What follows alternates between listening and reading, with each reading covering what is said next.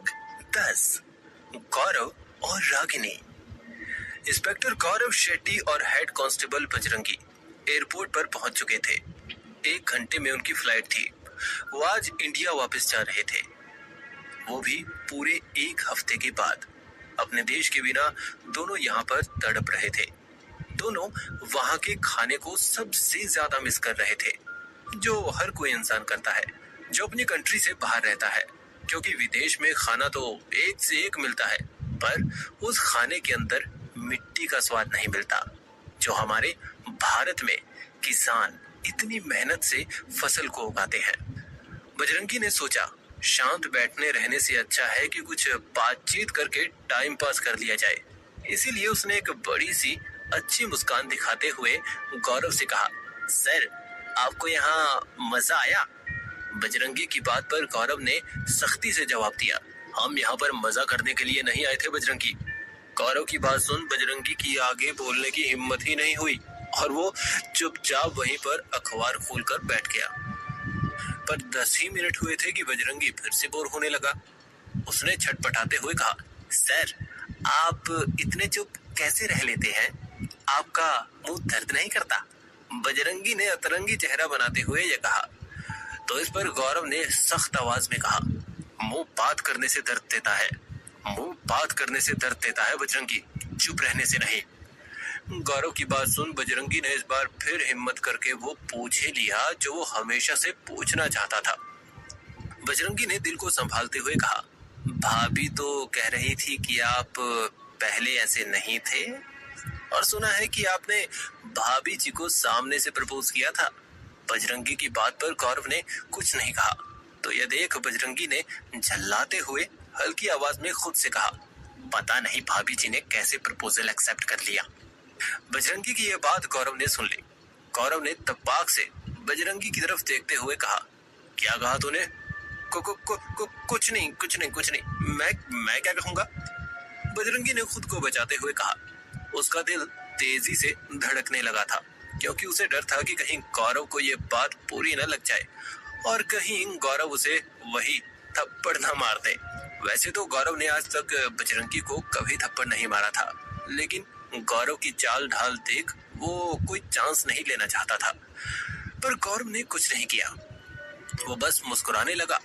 ऐसे अचानक से गौरव को मुस्कुराते देख बजरंगी चौंक गया। उसे विश्वास ही नहीं हो रहा था कि गौरव उसकी बात को लेकर मुस्कुरा रहा है। बात की नजाकत को समझते हुए बजरंगी ने कहा, क्या बात है सर, आप मुस्कुरा रहे हैं? गौरव ने वैसे ही अंदाज में मुस्कुराते हुए कहा, रागिनी ने मेरा प्रपोजल एक्सेप्ट नहीं बल्कि रिजेक्ट किया था, यहाँ तक कि वो मुझे वार्निंग देकर चली गई थी। इतना कहते कहते गौरव जोर जोर से हंस पड़ा। ऐसे गौरव को हंसता देख बजरंगी को भी काफी अच्छा लगा। गौरव ने आंखें बंद करते हुए कहा, तुम्हें पता है बजरंगी, मैं उसके घर के सामने वाले दुकान पर जाकर बैठा करता था, उसे देखने के बहाने, और वहीं बैठकर घंटों इंतजार किया करता था उसके बाहर निकलने का। वैसे तो दुनिया में हर किसी को अपने अंदाज में प्यार होता है, पर जिसे पहली नजर में प्यार होता है ना, मेरे लिए ये वही था, क्योंकि इससे पहले कोई भी लड़की मुझे उतनी अच्छी नहीं लगी थी जितनी की रागिनी लगी थी।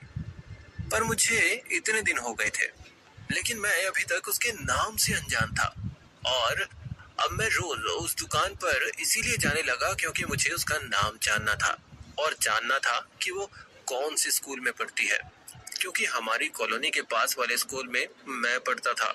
और मैं यही सोच रहा था कि अगर रागिनी मेरे स्कूल में हुई तो सोने पे सुहागा हो जाएगा। पर बैठे बैठे जब 2 घंटे बीत गए तब मैंने सोच लिया, छोड़ो ये सब, अब घर चलो। उस दिन के बाद मैंने ना जाने कितना ट्राई किया होगा। बाकी लड़कों की तरह मैं भी रागिनी के पीछे पीछे जाने लगा, उसको फॉलो करने लगा, यहाँ तक कि उसकी सहेलियों से भी मैंने दोस्ती कर ली थी और फिर चिट्ठियां लिखने लगा। तभी अचानक गौरव रुक गया। उसने देखा बजरंगी अजीब अजीब सी हरकत कर रहा है।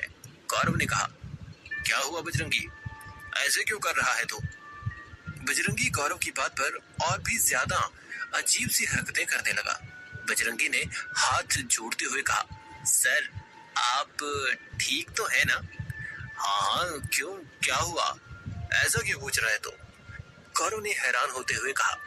गौरव कुछ समझ नहीं पा रहा था कि आखिर बजरंगी को हुआ क्या है। सर आप ठीक नहीं हैं, क्योंकि आप और भाभी का पीछा, आप जो कुछ भी बता रहे हैं अपने और भाभी के बारे में, वो कहीं से भी सच नहीं लग रहा। आप कह रहे हैं कि आप भाभी का पीछा करते थे, उनके लिए खत लिखते थे, उनका घंटों इंतजार करते थे। अरे रहने दीजिए सर, मैं इतना भी बड़ा बेवकूफ नहीं हूँ जो आप कुछ भी कहेंगे और मैं यकीन कर लूंगा। बजरंगी ने सब कुछ एक ही बार में कह दिया। अब गौरव के लिए परेशानी ये आ गई थी कि बजरंगी को कैसे यकीन दिलाए। उसने बजरंगी को बहुत समझाया, पर एक बजरंगी था जो कुछ भी सुनने को तैयार नहीं था, और वो यकीन करता भी तो कैसे, क्योंकि वो जब से गौरव से मिला था उसे ऐसे ही देख रहा था। वो कभी सपने में भी नहीं सोच सकता था कि गौरव की कहानी कुछ ऐसी होगी। आखिर में गौरव ने थक हार कर बजरंगी के सामने हाथ जोड़ते हुए कहा, भाई मेरे फोन तेरे पास है, नंबर भी तेरे पास है, तो खुद रागिनी से क्यों नहीं पूछ लेता? मैं कह कह कर थक चुका हूँ, अब तू रागिनी से ही पूछ, तब तक मैं आता हूँ वॉशरूम होकर। इतना कहकर गौरव चला गया और बजरंगी वैसे ही बैठा रहा। फिर कुछ देर के बाद उसने बैग से अपना फोन निकाला और रागिनी को फोन लगाने लगा। 2 घंटे के बाद जब रागिनी ने फोन उठाया तो बजरंगी ने सब कुछ जल्दी जल्दी में कह दिया। रागिनी को ये सब सुनकर बहुत हैरानी हुई और उसे एक झटका लगा कि गौरव ने ये सब बता कैसे दिया, क्योंकि जब से गौरव बदला था उस वक्त से वो अपने में ही रहने लगा था और साथ ही साथ वो किसी से कुछ भी शेयर नहीं करता था। बजरंगी ने रागिनी से पूछा, भाभी गौरव सर ने जो भी कहा है वो झूठ है ना? क्योंकि ऐसा तो हो ही नहीं सकता। बजरंगी की बात पर रागिनी पहले तो जोर जोर से हंसी, उसके बाद उसने खुद ही हंसी रोकते हुए कहा, नहीं बजरंगी भैया, ये सब सच है। हाँ जानती हूँ आपको ये सब सुनकर यकीन नहीं होगा, पर हाँ गौरव ने जैसा कहा वो सब सच है। उसकी एक एक बात सच है। बजरंगी को पहले तो इन सब पर यकीन नहीं हुआ, पर बाद में उसे मानना ही पड़ा। उसने रागिनी से कहा, तो भाभी फिर आप दोनों में बात कैसे हुई और आपने गौरव सर का प्रपोजल रिजेक्ट क्यों किया था? बजरंगी की बात पर रागिनी ने शरारत करते हुए कहा, ये तो आप गौरव से ही सुन लेना। अब जब वो कहानी सुना ही रहे हैं तो आगे भी वही सुना देंगे। इतना कहकर रागिनी ने फोन काट दिया।